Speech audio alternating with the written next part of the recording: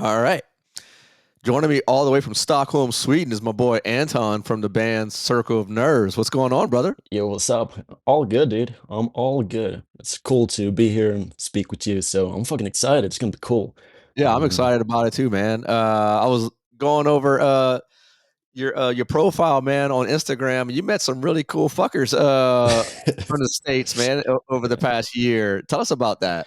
dude, I'm just a fucking concert nerd, dude. If it's a concert, I'm there. That's just how, like, I'm addicted to it, like fucking.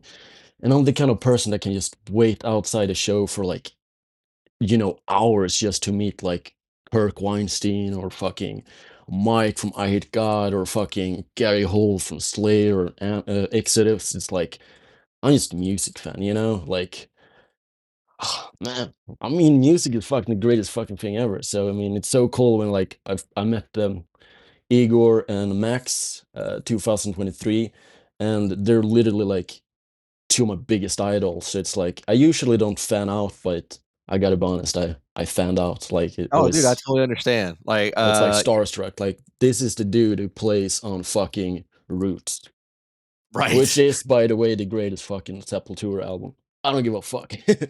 Hey, man, that is as what they say. That's your truth. And some people will disagree, but I know I for know a fact a lot of people disagree on that one, I mean, but I know, like, I hold Roots in high regard, man. But for for me, it's always Beneath the Remains. well, that also really good fucking album. I mean, Inner Self, dun, dun, dun, dun, dun, that shit fucking like if you're not headbanging to that one, you're either deaf or stupid. Oh yeah, dude. Yeah. So you went to a show last night. Yeah. Tell me about it, man. What what Uh what, what was going on in Stockholm? the underground scene here in Sweden is pretty I'm gonna sound a little bit arrogant right now, but it's Yeah, go ahead. very, if you like Swedish death metal and 80s speed metal, move to Sweden. If you're like me, who prefers groove and slam and brutal death and new metal, Right. this is probably not the greatest country to live in. But my good friends in Diabolo, they're called Diabolo, and they're like a mix between um, Pantera, White Zombie, Black Label Society. Really, it has that groove that makes you want to move. Right. They're really good. But I mean, the scene here in Sweden is, it's hard for a band like us because we're so different compared to everything else here in Sweden. Yeah. Um, so it's like we actually have more shows planned right now outside Sweden, which sort of tells you all you need to know, really. So Yeah, I would think that Circle of Nerves is more of a niche band for some place like a region like Sweden, because like you said, I mean everything in Sweden is it's historically been, symphonic death metal or just straight up death metal, and like black metal even. I mean that's been the mainstays of the culture over there. Everything that I love about Sweden, that I mean, I grew up on Entomb and Dismember and Dissection and all that shit. In fact, I mean, I listen to it on a daily basis, dude. yeah, I mean, Uh, Sweden has a lot of good bands, can't deny that. But hey, Swedish death metal is so common right now that you could literally be walking like in the middle of nowhere in like the woods and pick up a fucking stone, and underneath it's gonna be a bunch of ants playing fucking Swedish death metal. Like that's how common it is. It's like, and I have friends who played in bands that sound like Entombed and Dismember. So I'm not gonna not gonna talk bad about it, but I feel like it's like it was cool in like 1992, and it's right. still cool, but can't you just do something else, I get it. Yeah, like so we're kind of both, products of our scenes, yeah. like everything that you're playing with Circle of Nerves. I think, well, everything that you were inspired to play with Circle of Nerves, that's kind of been home brewed over here in Louisiana. Like Oh yeah, I yeah, hate I exactly, hate yeah, God, Crowbar, Soylent Green, yeah, list all goes all on. all all the heavy hitters, man. I mean, they're like just right down the road from me. And yeah, so I get it, like and I think me going against the grain and listening to more things that were in, Scandinavia based, like that's just how it was, and that's how it is for me. I mean, that's just kind of like what I grew up with, and I just keep playing it. But there is, the musician side of me. I just can't help but like slow some shit down and either sludge it out or doom it out.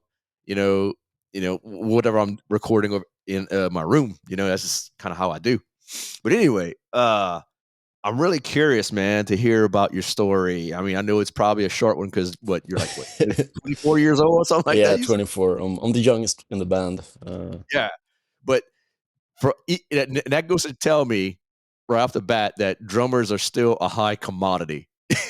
you know? Yeah, I mean, like I've always been drawn to drums. So for me, it's like I remember I saw like the music video for my Plague Slipknot, and I was like, the coolest dude in that band is Joey Jordison, and that's what I want to do. So it's like,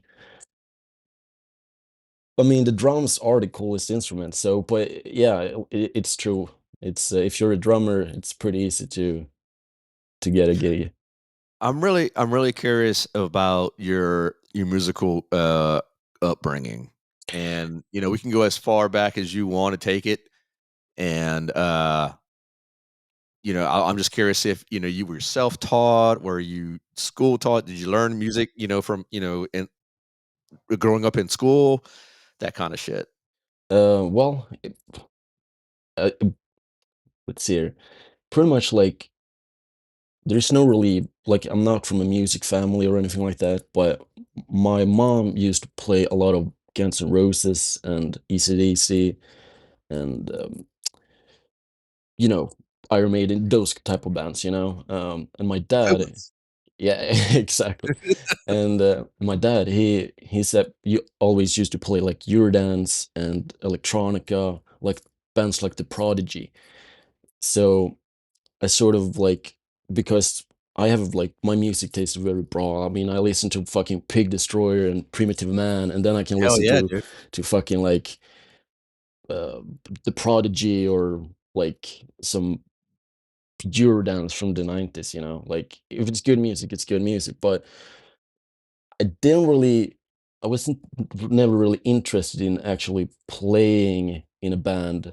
I was always drawn to drums, Mhm. and I always used to like, just pretend I'm a drummer, but I never actually got a drum kit until I think 2015 because my friend and I wanted to start a band, and he had a guitar, and he said like, okay, you need to fucking get a drum kit so we can start playing, and I did. The same summer, he cut his hair and stopped listening to metal. Whoa. Meanwhile, here I'm still here. So yeah, I There you go. mean, I'm pretty glad I listened to him, even though we never started that band. But hey, that's another story. Um, but I'm actually self-taught. I'm like I'm pretty like I can't even do fucking paradiddles. Like I'm like that's pretty much all I can do. Like I mean, I'm as self-taught as like, you can be. Like my technique when it comes to blast beats are absolutely like horrible. But as long as I can do it, Yeah, man. I love the brutal honesty. That's awesome. Yeah, I mean, I don't give a shit about like playing weird ass shit. I mean, I want to fucking look cool behind the kit like Joey Orson. Like I don't.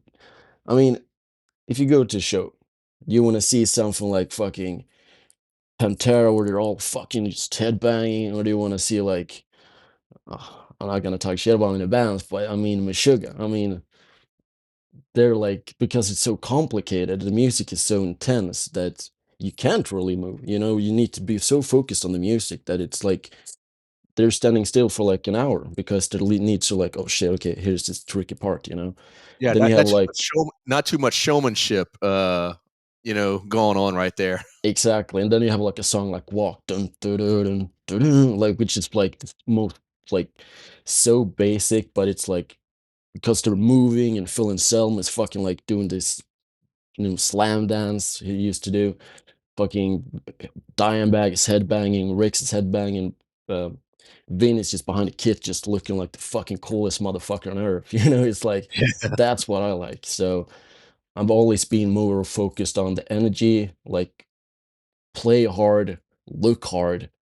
um, and not to do too complicated shit. Obviously, I'm a drummer, so I always want to do more than maybe I should. So Yeah, I remember whenever, Giancarlo had sent me the link to the video "Pain Is My Drug." I mean, you behind the kit like a fucking madman. I mean, you're beating the shit out of the drums, that's for sure, and you definitely got some groove to it. oh, thanks, dude. Thanks. With the following, releases that y'all put out, and, going back, to the story though, dude, what what was the transition from, like, mom and dad's influences, and, like, as you grew up and you started coming into your own with, like, some more extreme, metal from the States? Like, how'd you get into all that? Honestly, I think it's like, so I found Slipknot in like 2005. I think I was only 5 at the time, and Damn. like Drowning Pool. I mean, I'm here with a Devourment T-shirt, and I play in a sludge band, but I can say proudly that new metal is my favorite genre ever.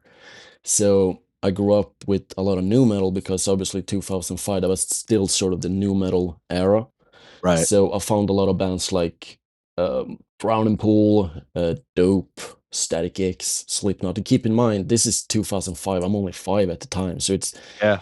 it's really hard to discover when you barely know even what a CD is, you know. Right. So I've always been drawn to like the more extreme, the heavier it's usually, in my opinion, more intriguing. So um, it's just like I remember when I discovered Dark Funeral, it's like, oh shit, this probably the heaviest fucking shit I've ever heard. And same with like, grindcore, brutal death, and slam. But I would say like the transition, it's hard to say really when it happened because I've always been like it went so quick, like suddenly I'm listening to Iowa from Slipknot, and then the other day here am I listening to fucking Dark Funeral. Yeah. But it was definitely a couple of years that I because when you're so young, you don't really know how to find music, and this is like very early. Um, like YouTube wasn't big enough that it's just to open it up and search like death metal from Poland or something. I don't know. Yeah, yeah, yeah. uh, That's and impressive, man. obviously, and since I was so young, I didn't really know how to use internet really. So, but I would say around 2010, 11, 12, somewhere around that time, that's when I'm really like fucking death metal and black metal when I How started to old listen to it. how old were you then in 2012? I was 12. 12? I'm Okay. born in 2000, so it's easy to Oh, that's easy. yeah. uh, Right. but the thing is, I actually discovered brutal death and slam before I found regular death metal. So I was listening to like Internal Bleeding and Devourment and Dying Fetus and Aborted, bands like that. And then I discovered like Morbid Angel and Deicide, and I was like, "Fuck, this is boring compared to to fucking Dying Fetus." I know that's super rude of me to say because they're legends, but I mean, No, man, I get it. That's your taste. I mean, hey, man, that's what it's all about. Like, getting to know more about your taste and, what gets you going as a musician and what inspires you. That's what we're all about over here. Uh, as controversial of a take that is, I'm never gonna knock it. I mean, I just find it all interesting. yeah, I mean, I remember because I discovered like extreme, like brutal death and slam before discovering regular death metal. Usually it's the other way around. Uh, And I remember my friend, the one who wanted me to start a band, he showed me, I think, Where Slime Lives from Morbid Angel, which is, by the way, my favorite Morbid Angel song. And it's fucking heavy. That I love It's that heavy as song. shit. But at the time, I was like listening to like Vulvectomy and Cranium and like Human Reaction, a bunch of like underground slam bands that only weirdos know. You know what I mean? So it's like I remember, and he told me like this is the heaviest fucking shit you will ever hear, and I put it on. I'm like, it's heavy, but I mean, have you heard of this band? And it's like some weird fucking brutal death metal from like Greece, you know? So I don't know.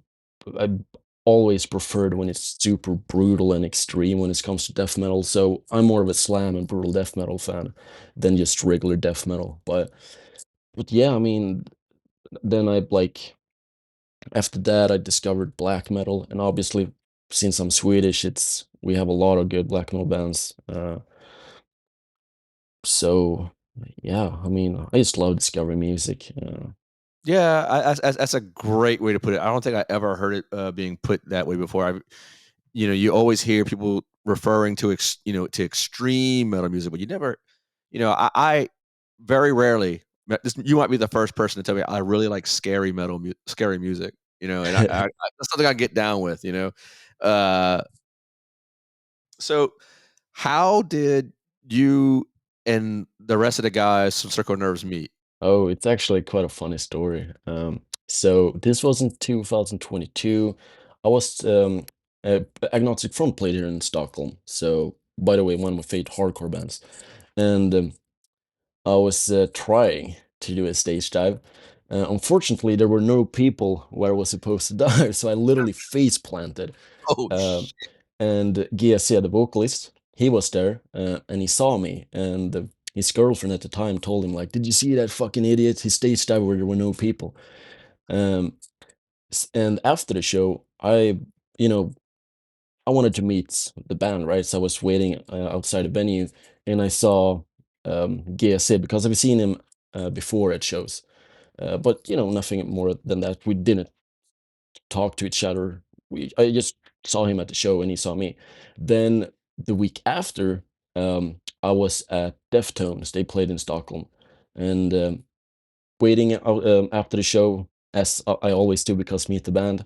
I want to meet the band, and he was there. And usually, you always recognize people at shows because Stockholm is pretty small after all. But Agnostic Front and Deftones, that's sort of two completely different styles of music. So I thought, okay, this is pretty cool that this guy likes Agnostic Front and Deftones because usually people don't really like both bands. right. So I went up to him and like, oh, aren't you the guy at the you were at the Agnostic Front show the last week? And was like, yeah.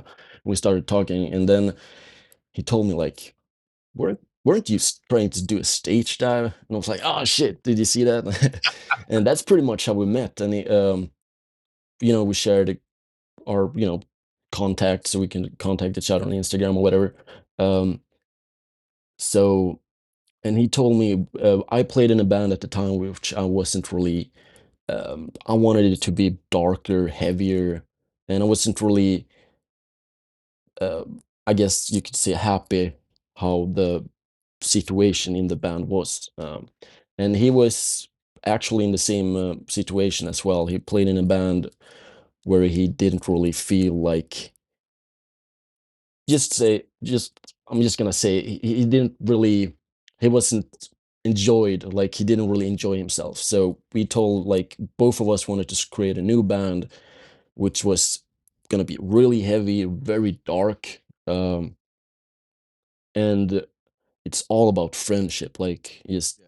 because it's so common that like you're in a band but you never meet outside the band. It's like it's so common where you rehearse and you do the gig and then you don't speak until the next show. We Yeah. wanted to create a band where it's like we can have just movie nights together and watch fucking horror movies or go to Yeah. the bar on normal Friday. um so our goal was just to make like a really heavy band with just friendship in it Yeah, because based it's on so friendship. yeah, basically because it's so hard when there's like a leader and he like telling everyone to what to do. We just wanted everyone has their like everyone has a voice, and we listen to everything. Yeah. What everyone has to say, which I is I ru pretty easy because it's only three people, but still. yeah, I run into a lot of that and just knowing and, interviewing, local bands around my area, and, I noticed that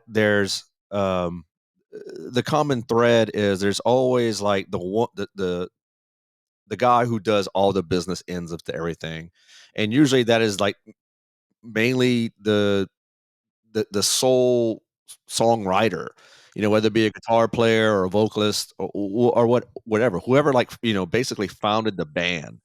I and I noticed that those bands don't typically hang out with each other. Maybe they hang out, uh, just before they go on the stage, you know, but that's about it. Been there, Uh, done that. Yeah.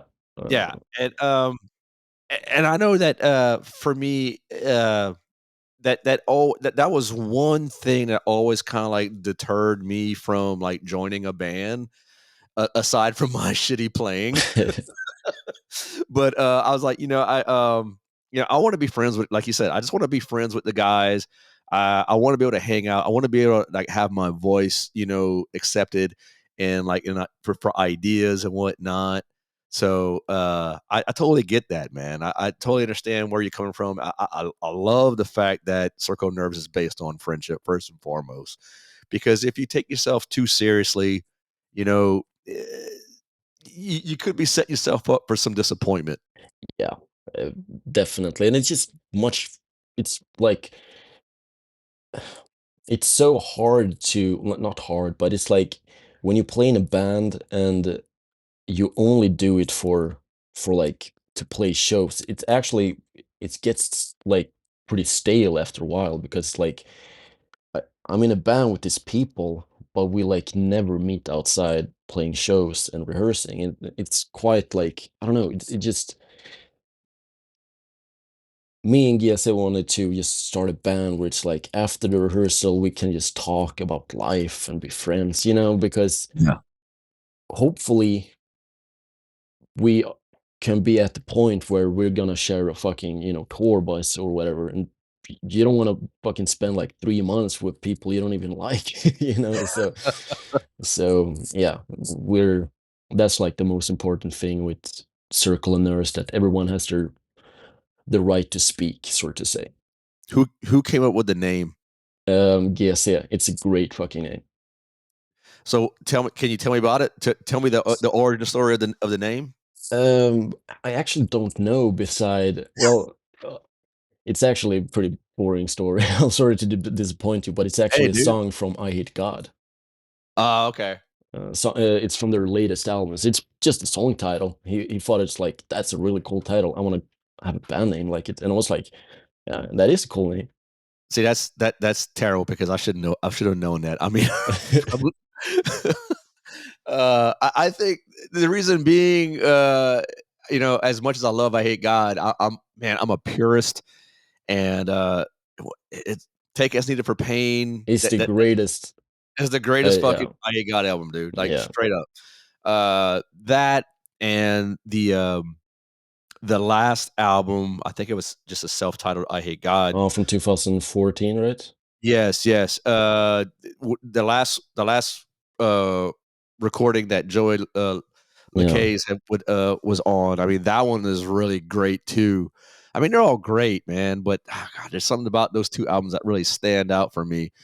Um, well, Take As Needed was like definitely my introduction to it. Way back. I don't know. I was probably 12 years old. Like like trying to figure life out and figure out what my tastes were. But yeah, I'm.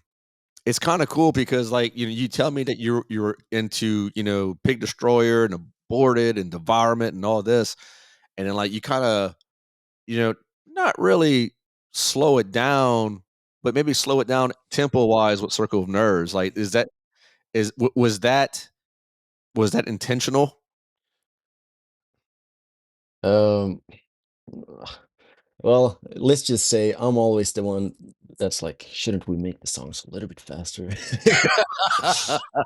Like Funeral Mind, when we play that song live, it's like twice the speed. It's like do do do. Yeah, yeah. So, but I mean, it's like, uh, it's just about like the most important thing is to make the song like heavy and groovy. Um, but it's definitely quite hard for me actually to play at a lower tempo because I'm so used to play like pretty fast stuff, like, you Mhm. know, devourment and stuff like that. Yeah. So it is like obviously because we do play sludge after all, we want to have like that sort of bouncy groove. And if you do it too fast, you won't have that groove anymore. It's more about it's like Circle of Nerves is not about speed. It's about like the riffs and the grooves. Yeah. And it's hard to have a groovy, groovy like a groovy beat if it's too fast. So Yeah. That makes all the sense. I was listening to the latest single. Was it a Demoness Night. Demoness Nights?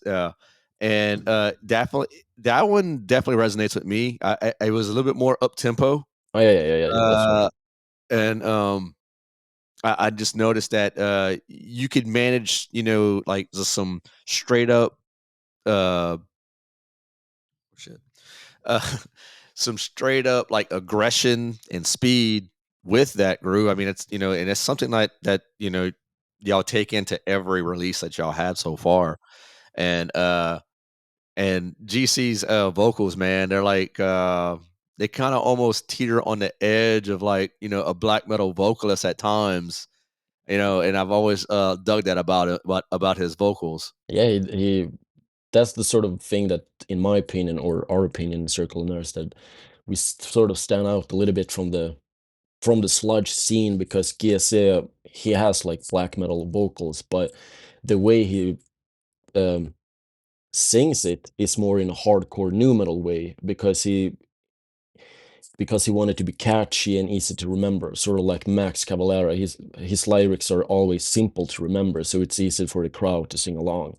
And then I'm not really a sludge drummer. I'm more of a, you know, brutal death new Yeah, yeah, metal drummer. yeah, I'm more of a, Hatebreed and Machine Head and Devourment and Slipknot. That's sort of where I grew up on playing. So that's sort of why there's not too many like those typical sludge grooves, and that's why I don't use like a big ride to crash on, which is very common in sludge metal. yeah. What was it like recording in a studio? Was that your first time? No, it was not. It was I've been in the studio before, but I'm actually one of those people who absolutely fucking hate being in the studio. I like when I'm in the studio, like all my talent like literally like goes away immediately. I'm like, how do I hold the sticks? Like, I hate being in the studio. It's like I'm really bad at it. So It sounds nerve wracking. yeah, I've never liked it. I will never like I can understand why drummers do use um like program drums Uh-huh. because it's so much easier. Like I'm really bad in the studio. Like so yeah. I mean, it's more like it makes me like gives me like PTSD thinking about it. It's Oh like shit. no, I not didn't mean that to bad, cause but that.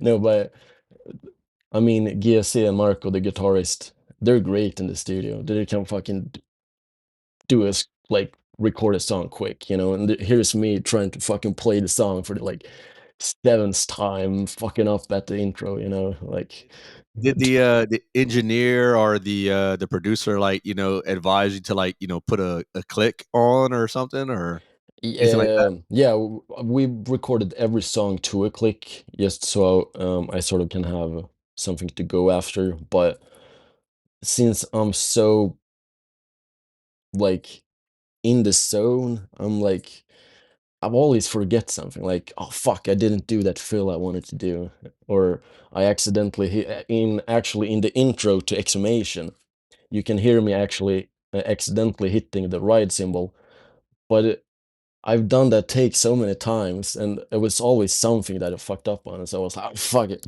leave it, I don't want to play this shit again.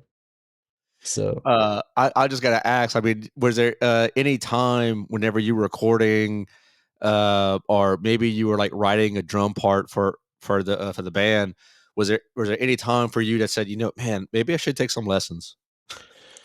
not really in the sense of like playing um playing the songs. Like I don't the playing itself, I don't have any problem with that. Like I can play it, but it's just when I'm in the studio, it's always like maybe speeding up at this part, or I'm dropping a drumstick at that part, or I'm accidentally hitting a cymbal.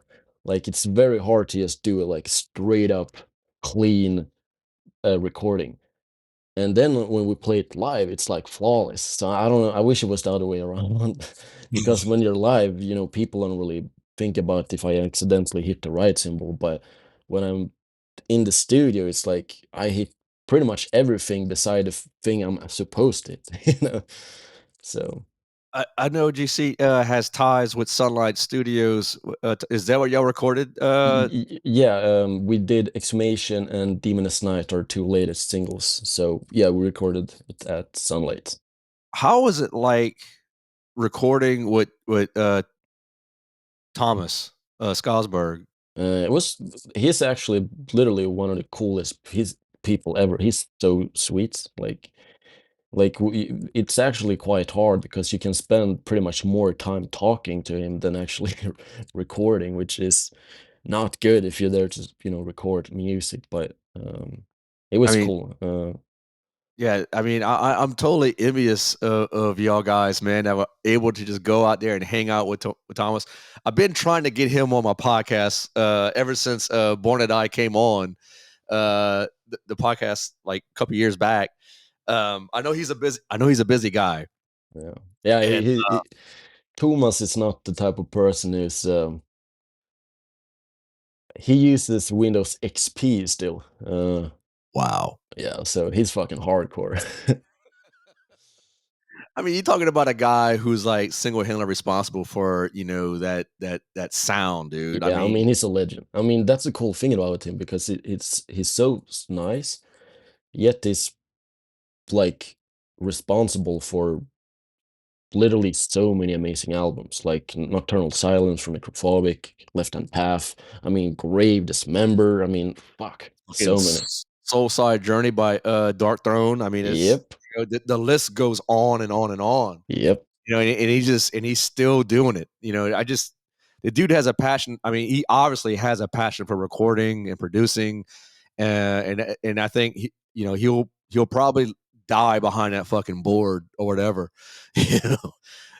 And I think that's just tremendous. I mean, the world needs more people like fucking Tomas. Oh, definitely. Yeah, yeah. He's fucking cool. Um, and they turned out great, in my opinion. They're very. You can definitely hear it sunlight when you're listening to it, Oh which I yeah, think it's quite cool actually. yeah. He definitely has a signature sound going for him, and it's just it's inescapable. If one is well versed in the sunlight sound, I mean, you could just hear it, with Circle of Nerves with anyone that he's recorded. It's fucking amazing. Uh, where was that? Speaking of Sunlight Studios, like, was that? Did you feel intimidated at all, like entering that studio? Not the fact that it's sunlight, more because it's I have to record. I'm like I'm telling you, dude. I don't like to record. I feel like it's so like I get so stressed out because I know already before even entering the studio that I will fuck up, and I will have to play through the songs a lot of fucking times. So yeah, but I'm happy how Demoness Night. I'm actually really happy how all the songs have turned out so far. They're awesome in my opinion. Y'all got anything on deck as far as another release? Yeah, we have new material. We hope to release it before the summer, which I'm hopefully will do.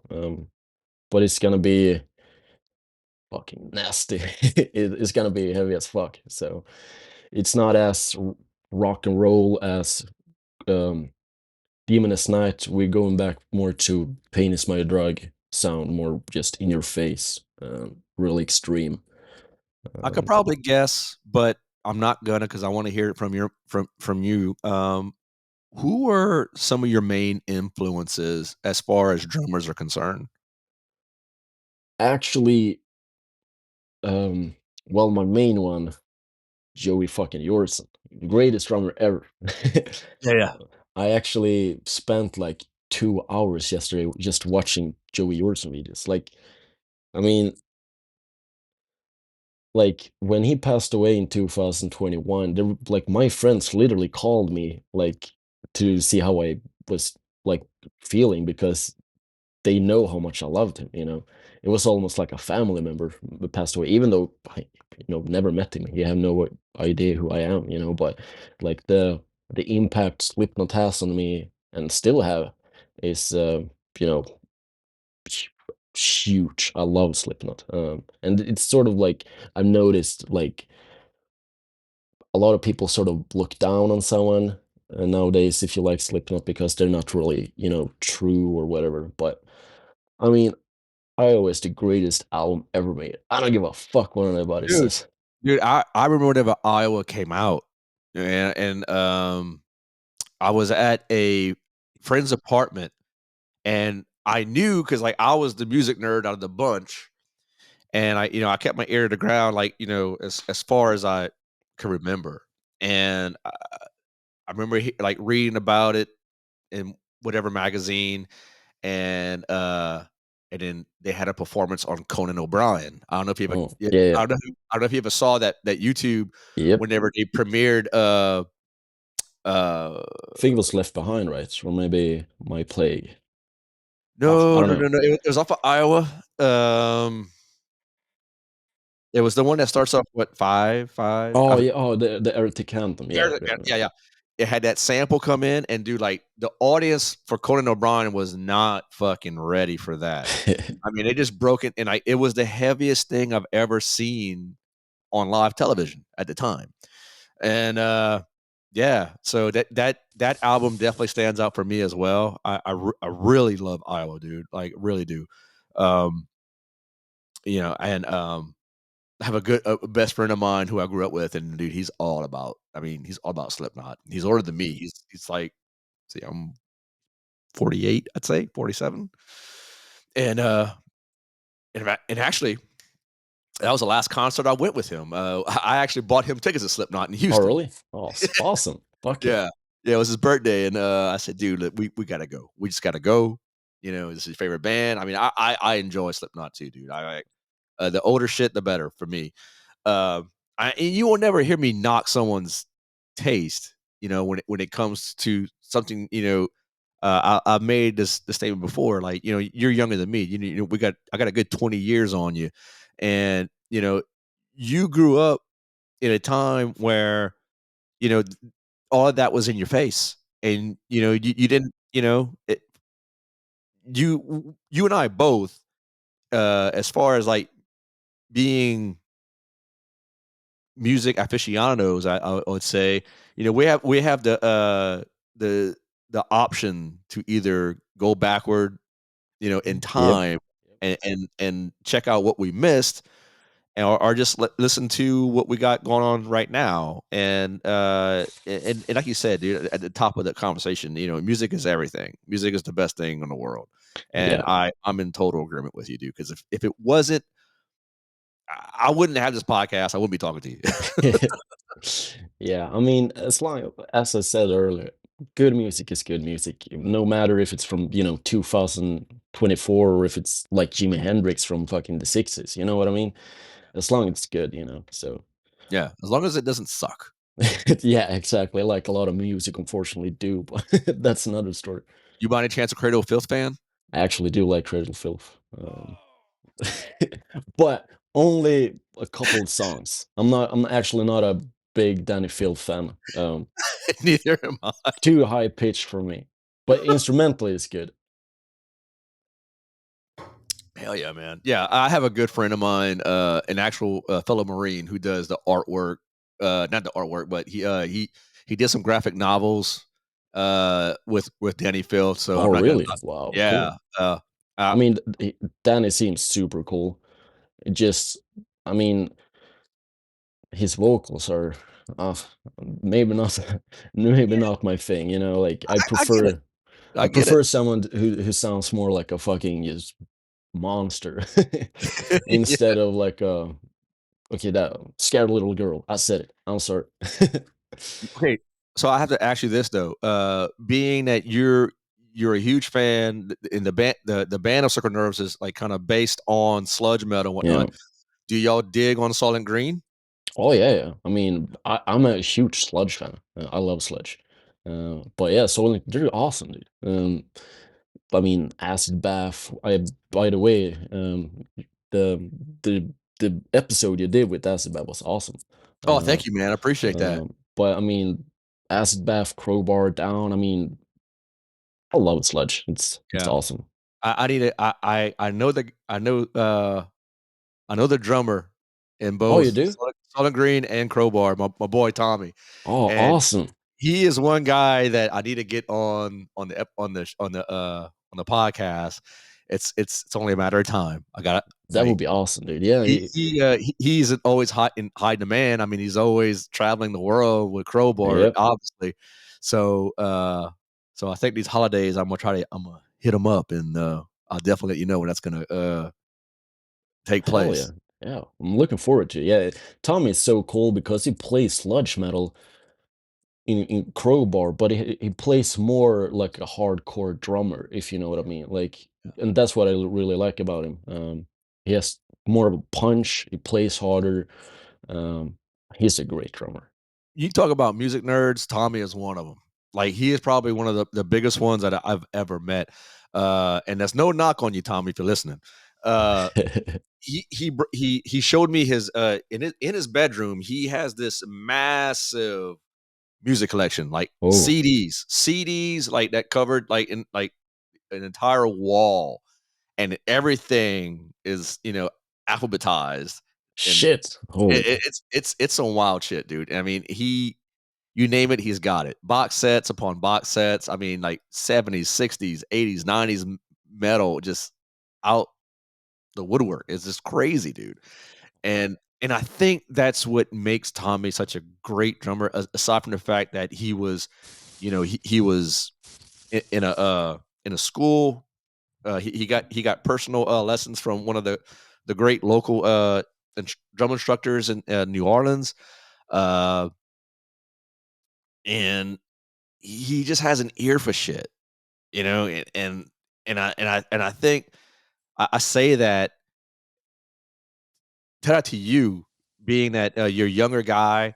Like go back and listen to like whatever, if you hear a certain freaking music or an artist that inspires you, take that with you in your arsenal, man. yeah, yeah, yeah. I mean, Soylent Green, they're so good. I mean, oh, the album, the blue album cover with like the orange planet or whatever. Was it Pussy Soul? Is that the name? I don't remember. Fuck. But Soylent Green, they're so good. Yeah.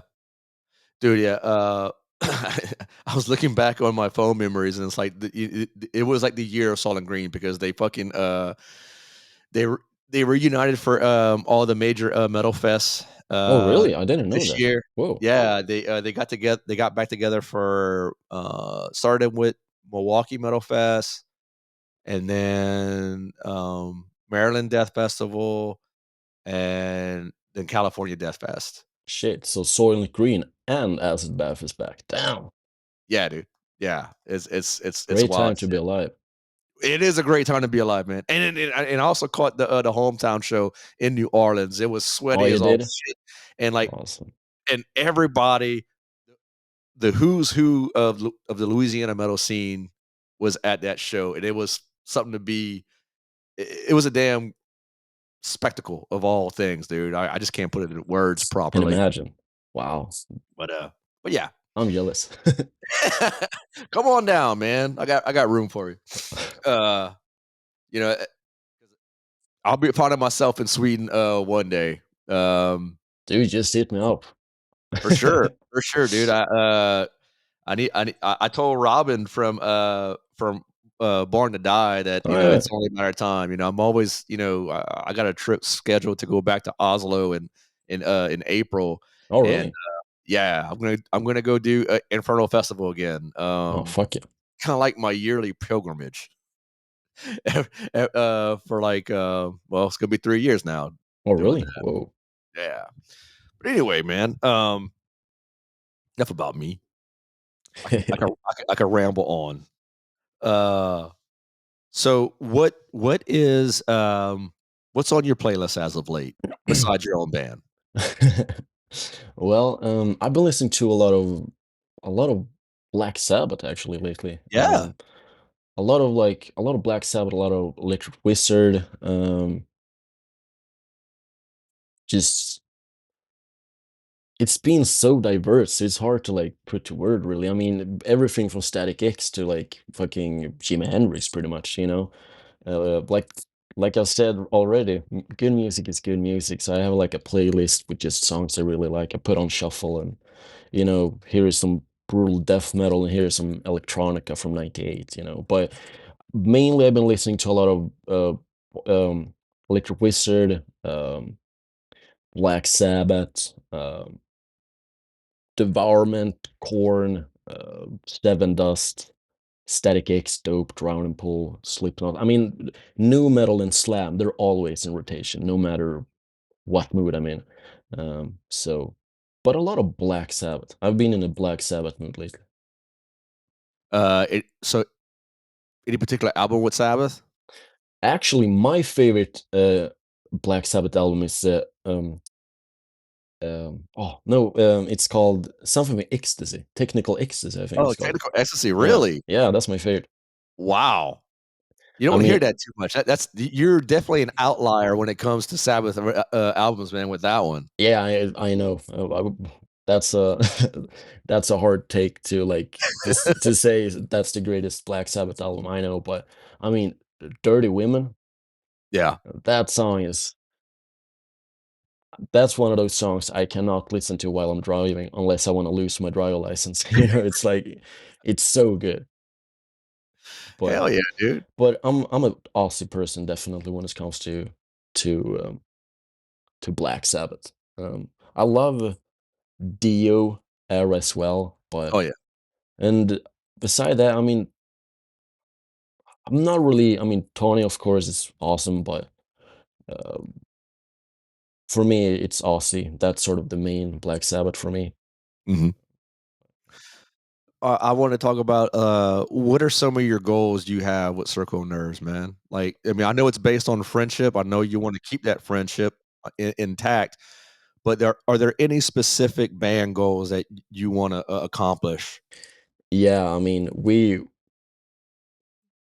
are very passionate about the band actually, so we want to try to take it as far as possible. Like, hopefully, 2025 will be Circle and Earth's year. Gonna put out music, play shows. We just want to reach out as much as possible. Try to make people. They don't have to like it, but at least as long as they know we exist, that's the most important thing. But our goal really is just, I mean, the dream is to be able to fucking live on music. I mean, that would be the coolest fucking thing ever. And obviously, everyone says that. But I mean, how awesome would it be to just fucking tour? And I've toured before, so I know how it is. Just sitting in a Oh yeah. small fucking van, smelling like shit, and because you haven't taken a shower in like a week. Uh, hey, that's my fucking dream. So hopefully one day Circle and Earth will be at that level. So cross my fingers. But yeah, I mean, What what uh what is something you're most proud of when it comes to your musical career, I'd say at this point? Like what's something that you could definitely like say, yeah, I fucking did that. hmm. No, nothing. I know I don't. I probably Circle and Nerves to be honest, because like Circle and Nerves, it's like it's so cool to be in a band where it's like I'm proud of being in Circle and Nerves because just three friends playing fucking music. I love Giesi, I love Marco, uh, and I I do like our music. It's pretty good if I say so myself. Yeah, man, definitely. Yeah. So, I mean, I'm just proud to like to be a part of Circle Nerds because I mean, it's hard to like I said earlier, to be in a band without sort of having conflicts out. Like it's always like, either you're in a band with people that you don't like, or you're in a band with people that you do like, but it's just for fun, so nothing really happens, if you know what I mean. You're just in the garage playing cover songs, but we actually managed with Circle and Nurse to be friends and actually do music ourselves. So I'm really happy with just being in Circle and Nurse. That's probably my main thing I'm proud of. What was the last movie y'all watched together? It was um it was I think it was called I have the it was a really bad slasher from 81, I think. I do not remember. It was like no one have heard of it. Probably it's like super unknown. Uh, it was pretty much exactly like Friday the 13th, except it was Okay. except a different character. It was pretty bad, but I mean, we just watch random movies, so yeah. I mean, we don't watch like Lord of the Rings or Star Wars like good like movies like that. We much more like, have you seen this B movie from like 78? Like Yeah, those yeah. type of movies. Um, but yeah, I mean, I do remember that we watched the newest Hellraiser. How was that? It was pretty good after a couple of beers. But that movie was shit. Yeah, real yeah. Something told me that, it wasn't gonna measure up to, the first 3, I'm when it comes to Hellraiser, like, it just it begins and ends with the first 3 for me. Yep. Yeah, I agree. Man, so, I need to know what are 6 albums you just, Anton cannot live without? Like, which ones you Oh, taking? um, Iowa for sure. Um, Felons and Revolutionaries from Dope.